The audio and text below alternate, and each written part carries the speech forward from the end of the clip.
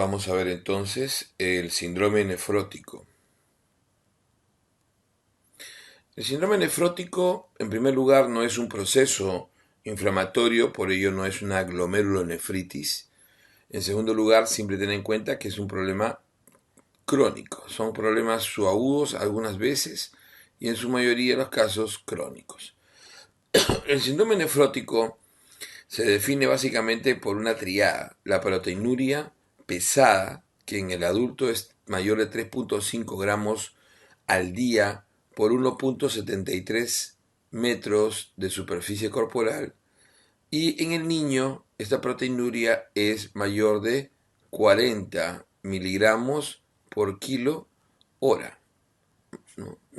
Que puede ser tomado durante 6 horas, en el adulto en 24 horas. El segundo componente de la triada del síndrome nefrótico es la hipoalbuminemia, menor de 3 gramos, y el edema periférico, que no es un edema renal. Entonces, la lesión básica en el paciente nefrótico, la lesión básica es el aumento de la permeabilidad a las proteínas. Este aumento de permeabilidad a las proteínas, esta lesión glomerular, está localizada fundamentalmente en el podocito y en la membrana basal.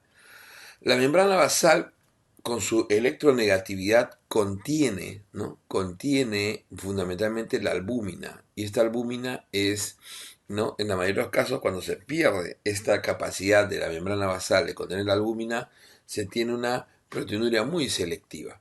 Entonces, a nivel de esto de podocito y membrana basal, que es una estructura muy bien engarzada, ¿no? Está frente al que vemos que el podocito viene básicamente del epitelio, ¿no?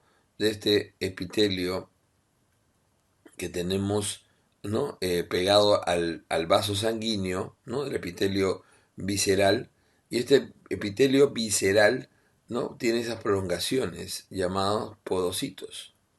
Estos podocitos van a formar entre ellos lo que se llama el poro renal, y en el poro renal se van a encontrar un diafragma, que es en realidad una estructura de proteínas altamente especializadas, caderina, nefrina, y este va a estar justamente frente a la membrana basal, y de ahí tendremos el endotelio fenestrado.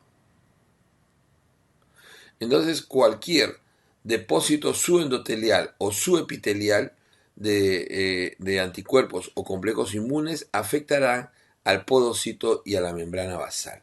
Esto es lo clásico. Entonces, esto afectará la permeabilidad a las proteínas y producirá siempre proteinuria de tipo masiva, más de 3.5 gramos al día por 1.73 metros cuadrados de superficie corporal. Algunos por eso también dicen que es más de 3 gramos por litro. También se puede considerar eso de rango nefrótico.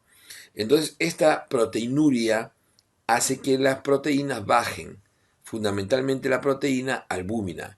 Acuérdense que la albúmina es la proteína fundamental de en la sangre de nuestro suero, y esta albúmina baja cuando está por debajo de 3. Acuérdense que 3.5 es el mínimo.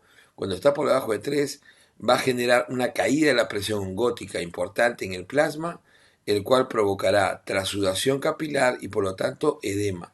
Este va a ser un edema clásicamente ascendente, un edema con mucha fovea, ¿no? Con mucha fovea. Es un edema blando, con fovea intensa, ascendente, y que cuando llega al sacro, generalmente cuando deja 2 cruces en el sacro, estamos ya en anasarca. Es decir, debe haber también al mismo tiempo transudación hacia el peritoneo y hacia la pleura, o sea, derrame pleural y ascitis. Entonces ahí se genera la anasarca. Este edema, esta situación, ¿no?, provoca una retención de agua y sal bien definida, incremento de la acción de ADH, incremento del eje renina-angiotensina-aldosterona, lo cual la aldosterona retiene más agua y sal, incremento del tono simpático, y definitivamente al final el que se escape el líquido hace que el volumen plasmático efectivo no suba, porque no hay fuerza ongótica. Por lo tanto, hipertensión nunca se va a generar en el paciente nefrótico no encontramos hipertensión. Entonces vamos a tener nosotros una hipoproteinemia marcada. Esa hipoproteinemia induce al hígado a la síntesis de proteínas en forma general. Una de ellas que se va a generar va a ser las lipoproteínas. Entonces, las lipoproteínas se incrementan en su producción y por lo tanto eso genera hiperlipidemia, dislipidemia, a predominio fundamentalmente de colesterol total, ¿no? Triglicéridos LDL y VLL. Esta hiperlipidemia, como nosotros sabemos que todavía la permeabilidad de las proteínas está incrementada, lipoproteínas van a escapar y producir en la orina lipiduria. Entonces vamos a tener, ¿no? Entonces vamos a agregarle a esta triada la dislipidemia y la lipiduria. Esta lipiduria, acuérdense que, ¿cómo lo vamos a ver? Como pequeñas gotas de grasa, cuerpos ovales, o como cilindros grasos. Entonces vamos viendo ya un nuevo cilindro. Entonces tenemos cilindros grasos, ¿no? Cuerpos ovales y la lipiduria a este nivel. Entonces todo esto, ¿no? Es lo que nos va a generar fundamentalmente el proceso. Pero acuérdense que estamos perdiendo proteínas y no siempre son específicas. Y en la mayoría de los casos también se va a perder proteínas de muy bajo peso. A pesar de que pueda ser muy específica, proteínas de bajo peso como la antitrombina 3 se van a perder y eso genera una trombofilia secundaria. Entonces, por trombosis, por trombofilia secundaria. Y así tendremos también que va a caer la función, va a caer los factores de complemento, van a caer estas proteínas van a escaparse también, al igual que algunas gamma globulinas, y inducir a infecciones por déficit de ozonización fundamentalmente. Además de eso podemos perder incluso factores de coagulación, ¿no? Produciendo algunos trastornos de coagulación, o incluso perder proteínas de transporte, transferrina y generar cobre, que también es una causa de anemia megaloblástica o de anemia en general. Entonces vamos a tener de esa manera una serie de expresiones, ¿no? Lo característico es la triada, la proteinuria pesada que nos genera hipovinemia y el edema periférico que puede ir a la anasarca. Definitivamente mi lipidemia, mi lipiduria, ¿no? Mi lipiduria es característico en estos pacientes. Entonces, ¿cómo puedo manejar esto? La dieta debe ser normoproteica, no debe ser ni baja, o sea, a pesar de que tengo una lesión glomerular, una glomerulopatía bien definida, no hay pérdida de la función, no hay caída de la filtración glomerular. La dieta debe ser normoproteica en general y debemos bajar la presión intraglomerular y eso lo hacemos con yecas y aras. Los yecas y aras nos bajan la presión intraglomerular, ¿no es cierto?, por bloqueo de la angiotensina 2 y de esa manera vamos a tener nosotros una disminución de la pérdida de proteínas. El objetivo es perder menos de 0.5, ¿no?, gramos al día. En la terapia se puede utilizar albúmina humana básicamente cuando el paciente está en anasarca para el manejo sintomático. Y en el caso de la dislipidemia, como las enfermedades tienden a ser crónicas, la gran mayoría, entonces en esos que se visora que va a ser una enfermedad crónica y que va a incrementar básicamente el riesgo cardiovascular, se da hipolipemiantes, específicamente estatinas. Va a haber complicaciones interesantes que hay que manejar. Por ejemplo, esa trombofilia por pérdida de antitrombina 3 me puede producir trombosis venosa profunda. De ellas, la más frecuente, ¿no?, y la más dramática, en realidad más característica, la trombosis de venas renales, que se puede producir en pacientes que hacen severas proteinurias y también tromboembolismo pulmonar, ¿no? Entonces, estos pacientes se benefician de una heparinización, especialmente cuando tienen falla renal o de la heparina no fraccionada, y cuando la función renal está preservada, la enoxaparina es de elección. Infecciones también se van a incrementar, como hemos visto, por pérdida de factores de complemento. Y en niños que son muy susceptibles, cuando un niño hace un síndrome nefrótico, netamente es cambios mínimos. Y es una severa albuminuria y por lo tanto el niño va a perder con mucha facilidad, ¿no?, esta presión ongótica y va a ser ascitis. Entonces, la peritonitis bacteriana espontánea se constituye en la complicación clásica de los niños. En los adultos más es celulitis, infección de piel, pero en los niños es peritonitis bacteriana espontánea y el manejo pasa por el uso de cefotaxima, que es lo que más usan los pediatras, pero también la ceftriaxona es altamente efectiva. Entonces tenemos, miren, todo el manejo y todas las características. Los síndromes nefróticos tienden a ser, acuérdense que la lesión del riñón puro es primaria, enfermedades primarias, y aquellas que lesionan el riñón dentro de un proceso sistémico, enfermedades secundarias. Entonces los síndromes nefróticos van a ser primarios, ¿no? Los clásicos cambios mínimos, que es la causa número uno en niños, no solamente primarios, sino en general, y la membranosa, que es la primera causa en adultos, pero primario. Y de ahí tenemos en los secundarios siempre la diabetes como la causa más frecuente general en adultos. Entonces la causa más frecuente general, la nefropatía diabética, tenemos característica la amiloidosis. Veamos algunos de los cuadros característicos, el más de ellos obviamente cambios mínimos. Estas son las nefropatías primarias. Cambios mínimos es una nefropatía primaria que cuando se ve en niños, ¿no?, entre 2 a 6 años, generalmente es el rango más característico en niños. Entonces, en cambios mínimos, ¿no?, hasta 8 años hoy en día, de 2 a 8 años, nosotros no hacemos biopsia. No se biopsia porque es característico. Cualquier síndrome nefrótico en un niño, eso es cambios mínimos. Y es típicamente córtico-sensible. Ahora, ¿qué es lo que está pasando acá? Lo que se encuentra fundamentalmente, ¿por qué se llama cambios mínimos? Porque en realidad no vamos a encontrar ningún cambio a nivel de lo que es la microscopía óptica.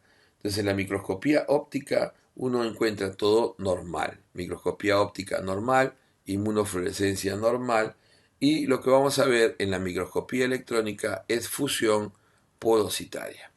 Entonces, ¿por qué se produce todo este proceso?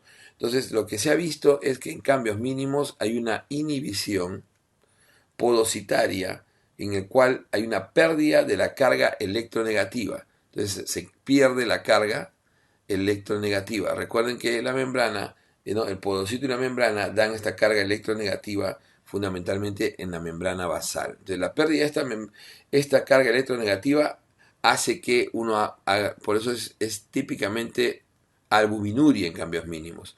Y esta pérdida de carga negativa se ha visto que se relaciona con la actividad de linfocitos, ¿no?, especialmente linfocitos T y B. Entonces, por eso es lo que explica la buena respuesta a corticoides. Recuerden que corticoides frena la proliferación linfocitaria y su producción de citoquinas. Entonces, este es un nefrótico primario idiopático clásico en los niños, el más frecuente en los niños, de causa idiopática. Pero hay que tener en cuenta que si es que sale de este rango de edad, generalmente en adolescentes y jóvenes y adultos, entonces si encontramos cambios mínimos en ese grupo, va a estar asociado a diferentes enfermedades. La primera enfermedad que uno tiene que pensar con posibilidad de que sea cambios mínimos es el linfoma de Hodgkin.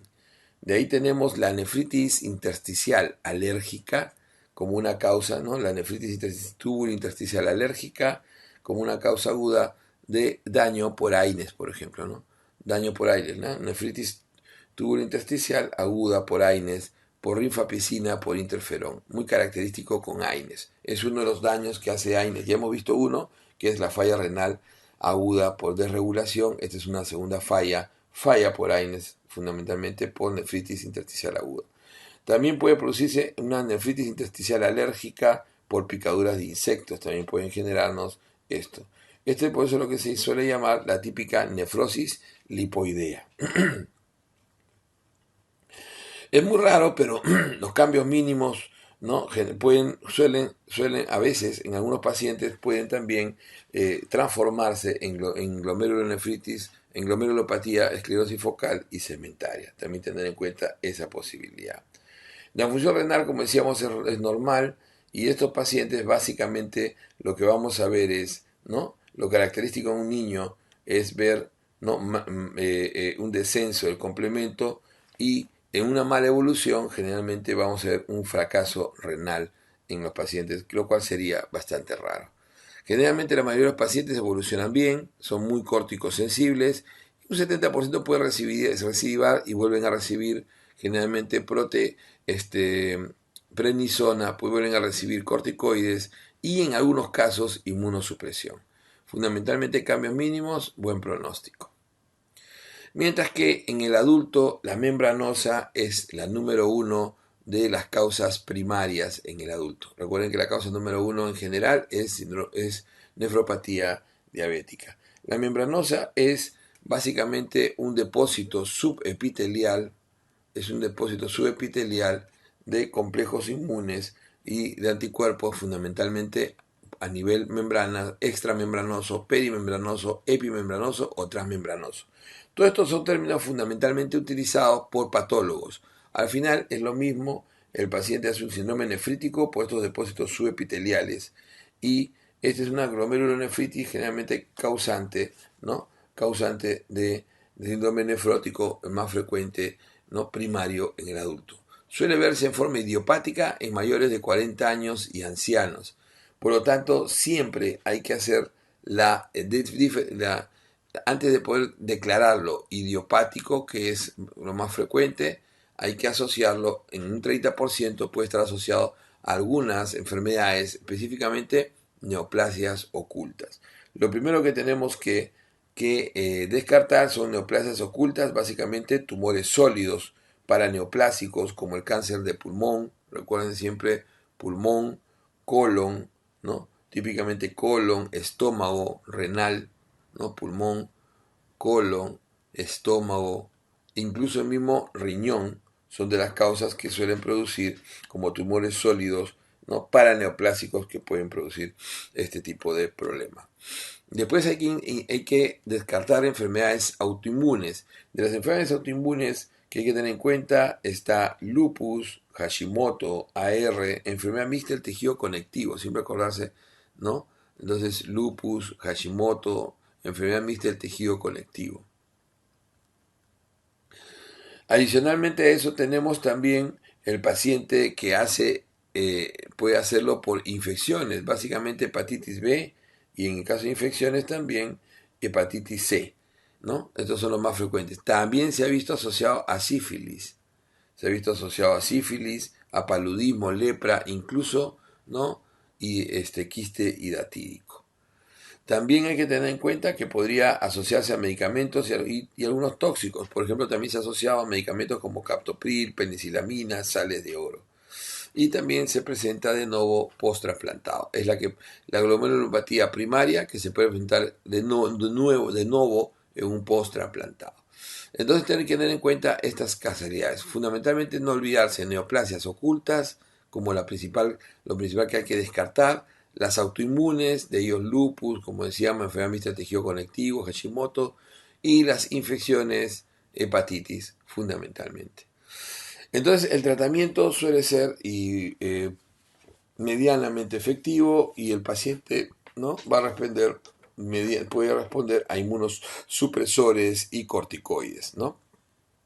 Por otro lado, si hay una causa de fondo, se trata la causa de fondo. Lo característico es poder definir, hay 4 estadios, ¿no? de membranosa que se suelen definir anatomopatológicamente y fundamentalmente el paciente, ¿no? El 80% de los membranosos van a desarrollar un síndrome nefrótico florido y un 20% pueden hacer proteinurias de rango no nefrótico.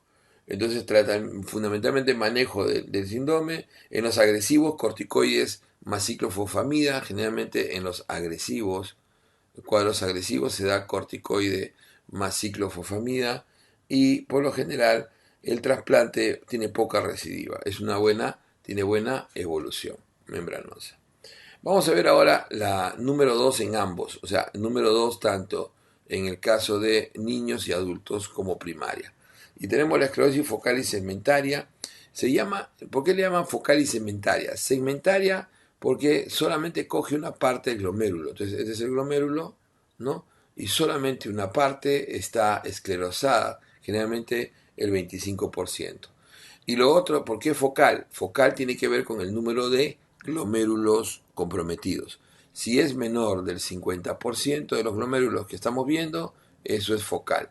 Y si es más del 50% de los glomérulos, eso es difuso. Entonces, eso es lo característico. Entonces, una focal segmentaria también es llamada córtico resistente. Y justamente es córtico resistente y es incluso resistente a los inmunosupresores. La esclerosis focal segmentaria es siempre de mal pronóstico, no suele responder a tratamiento, ¿no? Generalmente ha ido en incremento en las últimas décadas y tiene mucha relación fundamentalmente, ¿no? Puede dar a cualquier edad, más frecuente en varones y más frecuente en población afro o población negra. También le llaman hialinosis focal segmentaria y característicamente suele asociarse, ¿no? Puede ser idiopático o suele asociarse a causas de hiperfiltración. Entonces, primero descartar las causas secundarias. Acuérdense que la hiperfiltración se puede dar en monorrenos, se puede dar en pacientes con agenesia, se puede dar en pacientes operados que pierden una nefroctomía, en reflujo, ¿no? También está asociado a algunos fármacos, como fundamentalmente los drogadictos, a los pacientes, aquellos que usan, por ejemplo, heroína, también puede asociarse. En infecciones, siempre acordarse VIH. Si la hepatitis se asocia a membranosa, el VIH-Sida se asocia a esclerosis focal y segmentaria. También acordarse, ¿no? Básicamente estos pacientes, ¿no? Como decíamos, algunos que pueden evolucionar mal, básicamente son típicamente de mal pronóstico. Y es el que más recidiva en el trasplante. Por eso que la esclerosis focal y segmentaria es el paciente que suele dejarse al final, ¿no? Al final para poder escogerlo para trasplante, ¿no? Suele tener fundamentalmente una mala evolución y suele recidivar, es el más recidivante de todas las causas. Okay.